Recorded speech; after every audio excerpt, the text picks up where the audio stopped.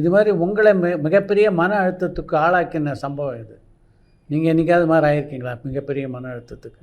நானும் அதில் நான் இன்க்ளூடிங் தானே, நானும் போலீஸ் தானே. ஜுரமாக இருக்கும், லீவே தர மாட்டாங்களே, அந்த ஜுரத்தோட போய் யூனிஃபார்மில் நம்ம நிற்போம். இப்போ உயிர் போகிற மாதிரி இருக்குமே. இப்போ பப்ளிக் மீட்டிங்லாம் நிற்கும்போது நல்ல வெயிலில் போட்டாங்கன்னு சொன்னால் அந்த சன்ஸ்ட்ரோக்லாம் வந்துடுற மாதிரியே இருக்குமே. 8 மணி நேரம் 9 மணி நேரம் அந்த பப்ளிக் ஹேண்டில் பண்ணும்போது அந்த வெயிலில் தண்ணி இல்லாமல் பாத்ரூம் போக முடியாது, எப்படி இருக்கும்? எல்லாமே டஃப்பாக தான் இருக்கும் எங்களுக்கு. டஃப் டைம் தான் எங்களுக்கு போலீஸில். எல்லாம் ரொம்ப சந்தோஷமான டைம்லாம் சொல்ல முடியாது. நீங்கள் ஃபிசிக்கலாகவும் மென்டலாகவும் எங்களுக்கு இப்போ ஒரு கேஸ் வரும்போது நாங்கள் சாட்சிகளை கலெக்ட் பண்ணோம், சாட்சியம் சொல்ல மாட்டாங்க, உடனே ஆஃபீஸர்ஸ் போய் திருடனை உடனே கண்டுபிடின்னு சொல்லுவாங்க, உடனே செக்யூர் பண்ணுவாங்க. ஒரு பக்கம் ஆஃபீஸர்ஸ் ப்ரெஷர் கொடுப்பாங்க, சபார்டினேட் நமக்கு கோஆப்ரேட் பண்ண மாட்டாங்க, பப்ளிக்கு கோஆப்ரேட் பண்ண மாட்டாங்க. இதெல்லாம் ரொம்ப ப்ரெஷரைஸ்டு டிபார்ட்மெண்ட் தானேங்க சார். இது ஒவ்வொன்றுமா ஒவ்வொரு கேஸ்லையும் அப்படி தான் இருக்கும். பெண் போலீஸ் சந்திக்கின்ற மிகப்பெரிய பிரச்சனைகள்னா என்னென்ன சொல்லுவீங்க? பெண் போலீஸு ஆண் போலீஸ்லாம் கிடையாது. இப்போ பெண் போலீஸ் நாங்கள் போய் 8 மணி நேரம் நிற்கிறோன்னா பாத்ரூமே இருக்காது. அங்கே மாதவிடாய் பிரச்சனை இருக்கும்.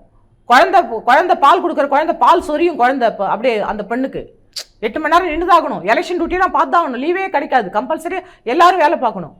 ஒரு நல்ல பாத்ரூம் இருக்காது. எங்கேயாச்சும் ஒரு காட்டுக்குள்ளே போய் இது பண்ணுவாங்க. இவ ஒரு ஜென்ட்ஸ் கூட பாருங்களேன், அவங்களாச்சும் கொஞ்சம் வெளியில் ஒதுங்கி கூட போகலாம். அவங்களும் யூனிஃபார்ம் போட்டுட்டு பப்ளிக்காக வந்துட்டு அந்த அவங்களுடைய அந்த ரெஃப்ரெஷ்மெண்ட்டுக்கு அவங்களுடைய அந்த உடல் உபாதைகள் இருக்கும் பொழுது அவங்களுக்கு வந்துட்டு போய் பப்ளிக்காக அவங்களும் யூனிஃபார்ம் போட்டுட்டு இருக்க முடியாது. இப்போ நாங்கள் போகிற இடமெல்லாம் எங்களுக்கு என்ன மொபைல் பாத்ரூமாக வைக்கிறாங்க. எவ்வளோ கஷ்டங்கள். எங்களுக்கு யூரினரி இன்ஃபெக்ஷன் வருது, இந்த மாதிரி பெரிய பிரச்சனைகள் வருது. இன்றைக்கி கேன்சர் வருது, யூட்ரஸ் கேன்சர். இதெல்லாம் எதுக்கு? நாங்கள் ஹைஜீனிக்காக உள்ள இடத்துக்கு எங்களுக்கு கிடைக்கலையே பாத்ரூம் போகிறதுக்கு. இல்லை நாங்கள் ஃப்ரீக்வெண்ட்டாக பாத்ரூம் போகிறது, தண்ணி குடிக்கிறது, நல்ல தண்ணி குடிக்கிறது, நல்ல சாப்பாடு இல்லையே, எது கிடைக்குதோ அது சாப்பிட்றோம். நம்ம என்ன மாதிரி இடம், அந்த இடத்துக்கு ஏற்ற மாதிரி, அந்த சுச்சுவேஷனுக்கு ஏற்ற மாதிரி ஒரு டெட் பாடியை போட்டுட்டு அங்கே சாப்பாடு இருக்காது, அங்கே தண்ணி இருக்காது. ஒரு பெண்ணுக்கு எவ்வளோ வந்துட்டு தொந்தரவு இல்லை, ஒரு ஆணுக்கே எவ்வளோ தொந்தரவு இருக்கும். அதையெல்லாம் நாங்கள் அடக்கி எல்லாத்தையுமே வச்சு தானே கடைசி நோயாளியாக மாறிடுறோம் நாங்கள்.